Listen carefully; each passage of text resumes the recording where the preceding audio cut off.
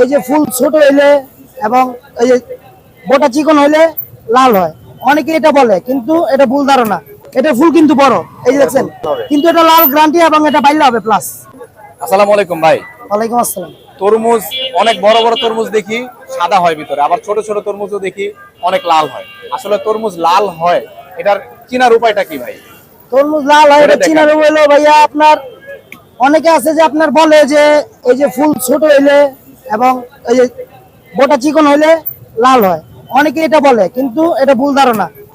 মনে করেন যে এটা যারা ব্যবসা করে প্রকৃতভাবে তারাই চিনে, আপনি চিনবেন না কখনোই। এই যে দেখতেছেন এটা ফুল ছোট, কিন্তু এটা লাল কম হবে।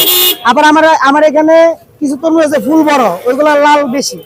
ঠিক আছে, এগুলা এগুলো আমাদের অভিজ্ঞতার উপরে। তারপরে যে অনেকে বলে রেখা রেখা দেখে অনেকে চিনে। না না না, রেখা ঠিক আছে, রেখাটা যখন থাকবে তারপরে মনে করেন আপনার এই যে রেখাগুলো একটু বড় হবে, প্লাস একটু হালকা সাদা সাদা হবে, যেরকম আমি দেখে আপনাদের মানে লাল হবে কোনটা? লাল হবে আমি দেখে আপনাদের এই যে যেমন ধরেন এই যে তরমুজটা দেখেন, এই যে একটু হালকা হালকা সাদা, উপরে হালকা হালকা সাদা রং আসছে এবং প্লাস হলুদ, একটু হলদে হয়ে গেছে। আবার এই যে ইয়াগুলা ছড়ানো বেশি।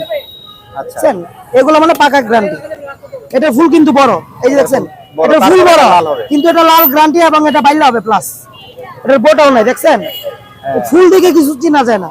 চিনার উপায় হলো আপনার এই যে এটা রেখা। হ্যাঁ, রেখাটা চওড়া হবে, প্লাস এই যে আপনি একটু হালকা হালকা কালার সাদা হবে, থেকে হলুদ। হলুদ থেকে যাবে। হ্যাঁ হ্যাঁ, এই লাল তরমুজ চিনার উপায়।